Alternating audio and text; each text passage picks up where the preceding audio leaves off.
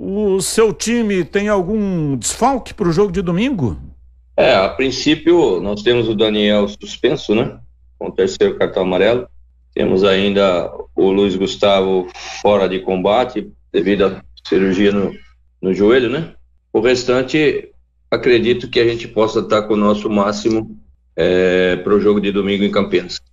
Você vem de uma vitória reabilitadora em casa contra a equipe do Retrô. Antes o time tinha dado uma oscilada, ô Mazzola. Qual o motivo? Batista, realmente aconteceu isso.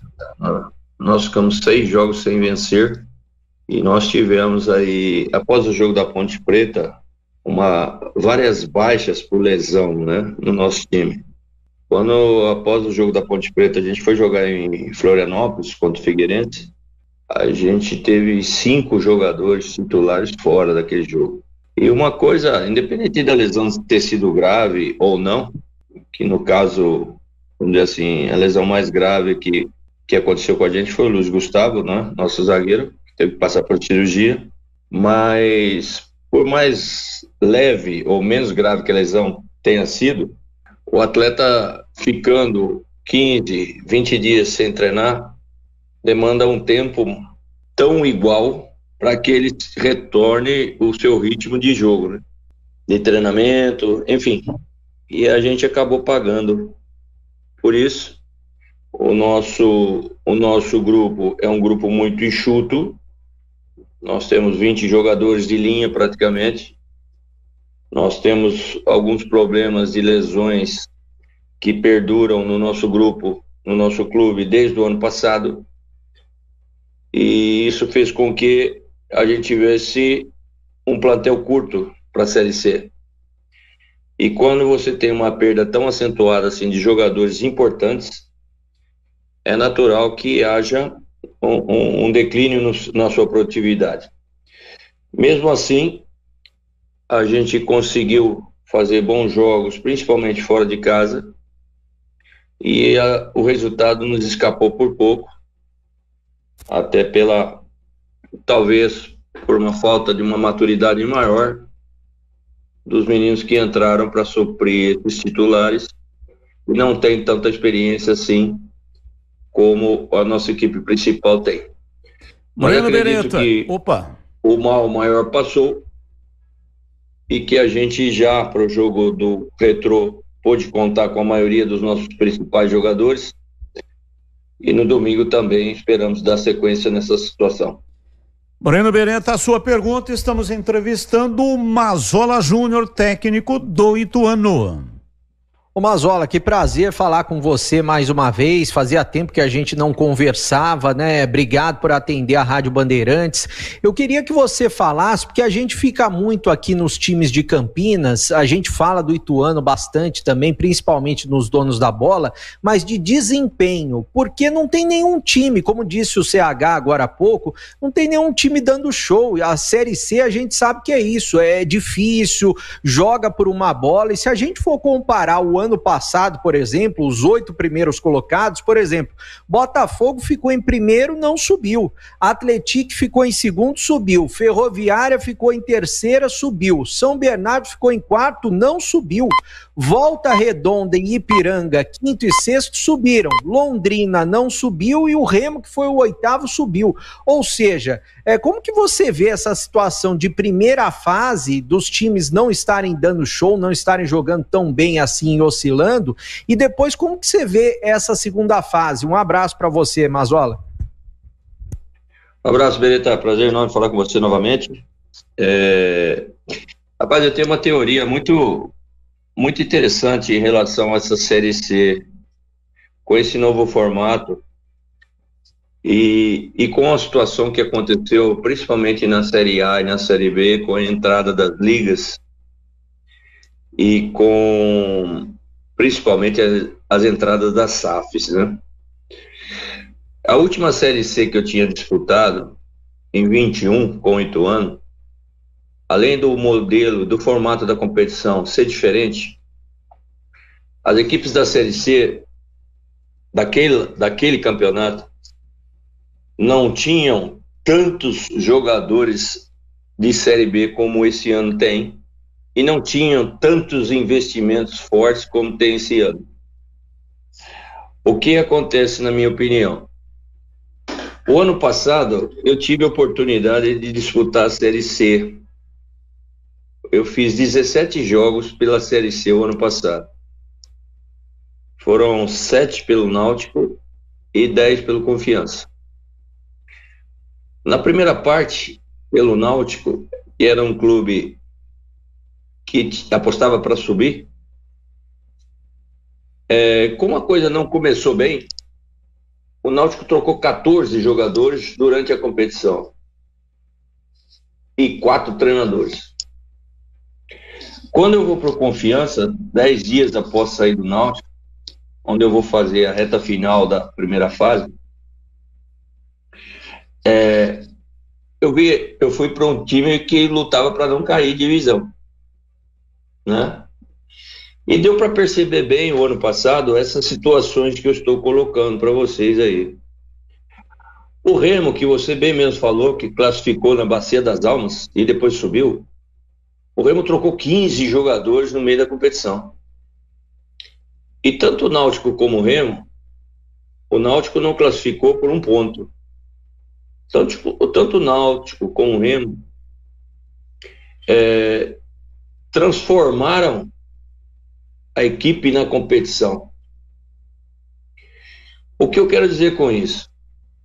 Esse campeonato da Série C desse ano, ele vai ser dividido em 3 fases.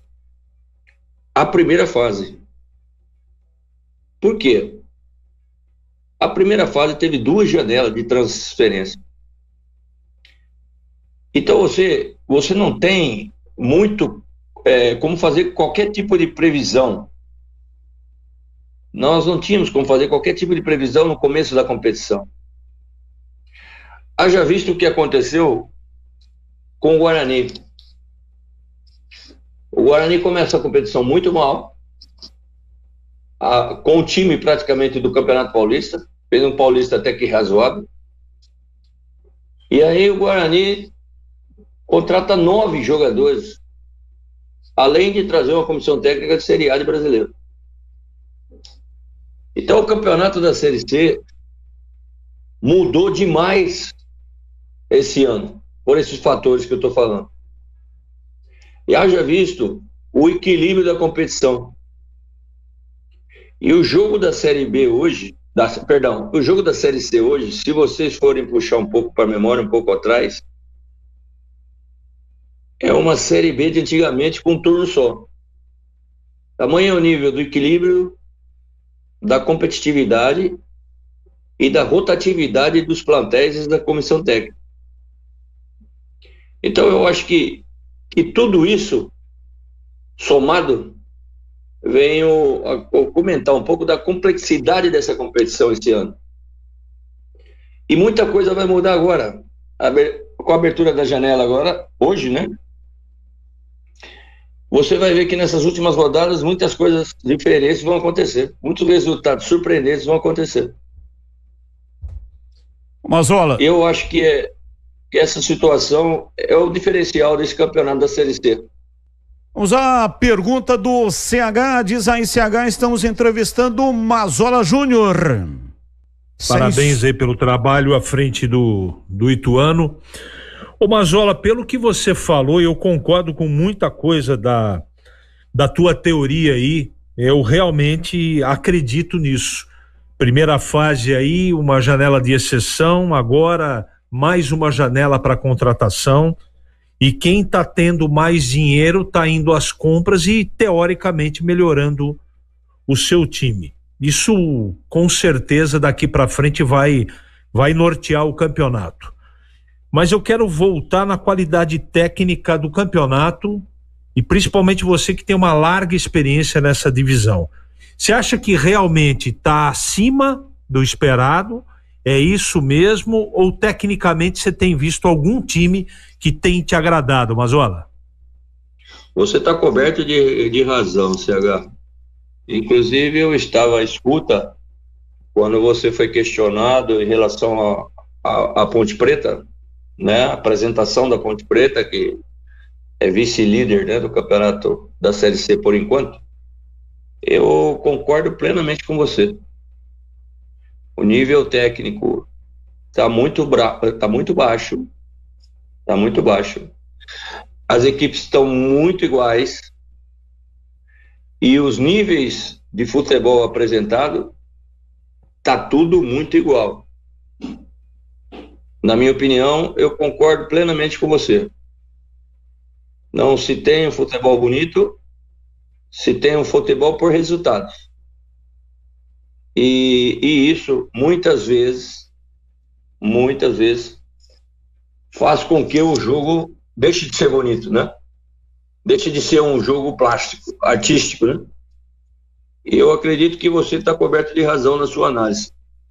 Mesmo Caxias, e eu tive a oportunidade de 15 dias atrás jogar contra o Caxias, lá em Caxias, num frio absurdo, um terreno muito, muito complicado, e a diferença do Caxias para o Ituano foi praticamente zero. E é aquilo que eu tenho falado, né?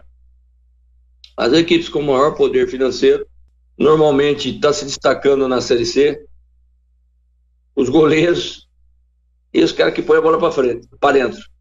Uma boa bola parada é o que está fazendo a diferença, na minha opinião, nessa competição. Mas o nível técnico realmente está deixando a desejar, e muito. Vamos ver se com a entrada desse pessoal da Série B na Série C, se o nível técnico melhora um pouco. Vamos lá, Tigrão, a sua pergunta, o Mazzola na nossa entrevista agora, 18h23. Boa noite ao Mazzola, um abraço. Mazzola, muito obrigado por estar nos atendendo, é sempre bom ouvir o Mazzola Júnior aqui no microfone da Bandeirantes, campineiro da Gema, né, continua residindo inclusive na cidade de Campinas, principalmente agora que está trabalhando tão próximo aí no Ituano.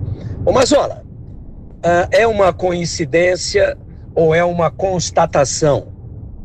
Depois que você perdeu o Bruno Silva, não só pela bola que ele joga, mas fundamentalmente também pela liderança que ele exerce no grupo, dentro e fora de campo, o Ituano passou a atravessar momentos de instabilidade. É só coincidência ou a gente pode justificar a queda do Ituano passando por essa ausência do Bruno Silva, que inclusive é um dos mais experientes do seu elenco e é um jogador que contou com o seu aval para que pudesse ser contratado pelo Ituano. Um abraço para você. Outro, Tigrão, prazer não é falar com você, né? A gente tem que não faz muito tempo que a gente não se fala, né? A gente faz pouco tempo aí, tivemos lá no aniversário do nosso amigo D'Alessio. Mas o que é legal aí é que o time da Bandeirantes está completo, ao contrário do Ituano, o time está completo hoje aí, tá todas as feras aí, hein? Muito legal falar com vocês. Odemir, eu não gosto muito de individualizar, né? Mas o Bruno realmente é um jogador importante dentro do nosso contexto, né? Ele tem, além dessa situação extra-campo, ele é um jogador que tem um posicionamento muito interessante, né? Até também pela altura, né? A gente perdeu uma sequência aí de alguns jogadores, aquilo que eu falei anteriormente, inclusive do Bruno, e realmente atrapalharam um pouco a nossa forma de jogar. O Bruno é um jogador importante, sim, assim como o Ramon também o é, assim como o Vinícius também o é, Léo Passos, Neto Berola, Luiz Gustavo, o próprio Saulo, goleiro, que estava vindo muito bem. A gente acabou tomando uma ceifada grande aí depois do jogo da Ponte Preta, sabe? E coincidência ou não, a partir daí que os resultados começaram a não ser tão bons assim para nós. Mas a notícia boa é que praticamente vem todo mundo já para Campinas, está praticamente todo mundo operacional, com exceção do Luiz Gustavo. Eu me recordo, após o jogo da Ponte Preta, eu assisti o programa de vocês e eu vi o quanto vocês elogiaram a equipe do Ituano. A equipe do Ituano, mesmo perdendo o jogo da Ponte naquele lance final, a equipe do Ituano estava organizada, estava arrumada. E a gente espera que com a volta dos principais jogadores, a gente possa voltar a ser aquela equipe arrumada, organizada, que nós estávamos até a quarta rodada. Vamos lá, Breno, mais uma. Ô Mazola, é claro que o Ituano é um time da nossa região e além de Guarani e Ponte, a gente acompanha e torce muito para que o Ituano volte para a Série B do Brasileiro, porque o Ituano, o lugar dele é pelo menos a Série B. Eu gostaria que você falasse de duas situações, né? Da volta do Wagner, que foi um goleiro histórico na equipe do Ituano, campeão paulista em 2014, e também do trabalho do Juninho Paulista. Por quê? Porque o Juninho Paulista, antes dele deixar o Ituano e ir para a seleção brasileira, ele fez um grande trabalho no Ituano. E agora ele está tendo que fazer uma reconstrução no Ituano, né? Em relação ao goleiro, ao Wagner, nós estávamos com um problema muito grande na nossa equipe, com a perda desses jogadores principais, né, que não estavam jogando. Nós tivemos um problema muito grande, perda de altura também, e um problema sério nas bolas alçadas na nossa área. O Jefferson emagreceu bastante, entrou em forma, nós trocamos o treinador de goleiro do Ituano. O Jefferson, embaixo da trave, é muito forte. Ele está muito bem treinado, ele tem um jogo com os pés muito importante, mas apesar da gente não usar muito o goleiro com o pé, que para mim goleiro é para agarrar, e se meu time precisa de construir com o goleiro, então eu tenho que mandar embora todo o meu meio campo, todos os meus médios, meus laterais. Então nós optamos pela entrada do Wagner, que também estava muito bem treinado, não tem aquele jogo embaixo das traves tão ágil como o Jefferson, mas tem uma saída de bola, uma saída de gol muito interessante, até pela estatura dele. Esse é o motivo da troca. E até nós resolvermos esse problema de estatura na nossa zaga, que parece que estamos resolvendo, o Wagner segue como titular da equipe do Ituano. Em relação à volta do Juninho para o Ituano, que aconteceu no final de 23 e mais efetivamente no começo de 24, acho que o Juninho, quando volta do Ituano, ele encontra o Ituano totalmente diferente de quando ele deixou o Ituano em 2018. Porque em 2018 o Ituano não tinha segundo semestre. O Ituano vivia do Campeonato Paulista e no segundo semestre pouca coisa a não ser Copa Paulista. Poucos anos o Ituano jogou Série D. E eu acho que essa foi a grande diferença que o Juninho sentiu quando ele voltou no Ituano. O orçamento era outro, os jogadores eram outros. O Juninho não tinha conhecimento da Série B do Campeonato Brasileiro, que na minha opinião é o campeonato mais difícil do Brasil. E também algumas escolhas que tinham sido tomadas pela outra diretoria, né, vamos dizer assim, não eram muito, não bateu muito com o que o Juninho pensava. Então eu acho que houve um choque muito grande e que acabou, vamos dizer assim, contribuindo para aquele ano trágico que foi o ano passado, trágico do Ituano. Agora, e o Juninho tem plena e total capacidade. Agora, no comando absoluto das ações, isso é indiscutível. É um homem do futebol, é um homem que gosta demais do Ituano, gosta demais da cidade de Itu E uma coisa que eu acho muito legal no Juninho é que o Juninho tem um carinho e um sentimento de gratidão muito grande pelo Ituano, que foi o único clube que abriu as portas para ele, para ele se tornar o que se tornou como atleta, né? E isso eu acho muito legal da parte dele, sabe? E eu já escutei dele várias vezes que ele não vai se entregar enquanto não voltar com o Ituano no Paulistão e na Série B do Campeonato Brasileiro. Mazola, a última pergunta será do Tigrão. Isaí Tigrão, Mazola Júnior na sua escuta. O Mazola falou agora há pouco sobre esse evento que a gente teve aí na residência do Indalécio Pastor. Aniversário dele, 81 ou 82 anos, 81. E o Dalécio, um grande desportista, e a gente conversou sobre vários assuntos lá, sobre futebol, e muita gente ligada ao futebol presente, um evento grandioso. E eu tive a oportunidade, porque nós estávamos nos primeiros dias ali, foi alguns dias atrás que aconteceu um fato muito triste, que foi o passamento prematuro do ex-goleiro, ex-treinador de goleiros, auxiliar técnico André Dias. Um cara sensacional que todo mundo adorava e continua adorando, e que trabalhou muitos e muitos anos com o Mazola e que chegou até a morar junto com o Mazola na mesma casa, nessas andanças aí pelo trabalho e pelo mundo da bola. E eu senti você muito tocado, muito emocionado, e o fato era ainda muito recente e continua recente.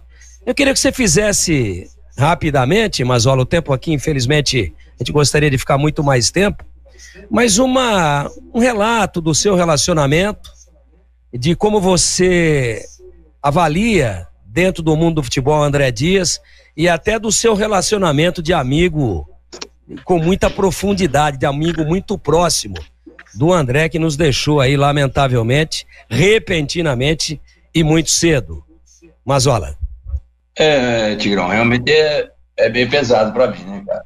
Ontem fez um mês do falecimento do André, né? Eu fiquei muito abalado, porque além da amizade que eu tinha por ele, a gente teve uma convivência muito grande, né? Como você bem mesmo falou, a gente chegou a morar junto em Belém, em Novo Horizonte, em Londrina, quando a gente trabalhou junto em Salvador, no Vitória. E o André, eu sou muito amigo da família do André, né? Do pai, da mãe, das irmãs, do falecido irmão. E a gente criou um laço de amizade muito grande. O André foi meu jogador em 1996 na Ponte Preta, quando eu era auxiliar técnico do Marco Aurélio, né? E aí o André trabalhou comigo no esporte. Enfim, era um amigo que eu tinha, nada a ver com futebol. Nós jogamos juntos na categoria de base da Ponte Preta, apesar dele ser 4 anos mais novo que eu. Mas quando eu estava no sub-20 da Ponte, o André chegou no sub-15 da Ponte Preta. E a gente sempre teve uma convivência muito boa. O André era muito amigo do meu pai, de Zusa. E o jeito que me deixou muito chateado foi a forma como o André faleceu, né? O despreparo das nossas entidades públicas, né? Das nossas UPAs da vida aí. E principalmente por eu ter falado com o André no sábado de manhã, parecia-me que estava tudo bem, né? E aí na segunda-feira à noite, eu estou em Sorocaba, com o André morto, né? Então tudo isso me deixou muito abalado. Era um cara, como você falou, sensacional. Eu até hoje não conheço um cara que não gostava do André. Era um cara que estava tudo errado, o time perdia, não sei o quê. Para ele levantava na hora a moral da turma. Gostava como nós, né? De uma mesa, de um tira-gosto, de uma espuma. E eu acho que o mundo do futebol perdeu um grande cara. Num mundo que a prioridade é sacanagem, a prioridade são os caras de caráter duvidoso. O André contrariava tudo isso com a sua alegria, com o seu bate-papo, com as suas tiradas, além, e o principal, de ser um dos melhores treinadores de goleiro que eu trabalhei e que a Ponte Preta teve. Então fica aquele pesar, mas vamos tocar a vida, e porque onde ele está, pode ter certeza que perto dele não vai ter tristeza. E eu, conhecendo o André do jeito que eu conhecia, e eu conheço, que um dia a gente se encontra aí, com certeza ele não vai ficar triste, ele vai ficar muito triste se a gente ficar triste. Então, vamos tocar o barco e torcer para que a alma dele seja bem acolhida lá, porque esse cara merece. É isso aí, a vida é o intervalo entre o nascer e o morrer, preenchido por escolhas, desejos, lutas, amores, dores, sonhos, medos. É um tempo de experiência que nos transforma a cada dia. Cada um tem uma maneira de pensar a respeito da morte e também a respeito da vida. Mas é indiscutivelmente para todos um grande aprendizado. Há quem veja como um sopro, né? A vida é um sopro breve no meio do universo infinito. E que Deus, com certeza, tenha recebido lá o André Dias em sua infinita misericórdia. Valeu, Mazola, grande abraço para você, muito obrigado pela entrevista. Batista, eu que agradeço. Eu só queria fazer uma nota para vocês aí, o tamanho da audiência que vocês têm na cidade de Itu. Opa! E a moral que vocês têm lá. E só para finalizar, vamos marcar um eu gostaria de fazer uma menção honrosa aqui para o Gustavo Bueno, que é o diretor do Maccabi Olambra, a última equipe que o André trabalhou, que no último sábado o Gustavo fez uma placa em comemoração ao André Dias no clube lá em Olambra e chamou a família toda do André. Eu fiquei muito, muito grato ao Gustavo por ter feito essa homenagem ao André. E como sempre, né, a placa está ao lado da churrasqueira e ao lado do freezer lá da lanchonete do Maccabi Olambra, que era o lugar, com certeza, que o André mais gostava de estar com os amigos. Muito obrigado, Batista, pela oportunidade e até domingo. Valeu, grande Mazola, visivelmente emocionado.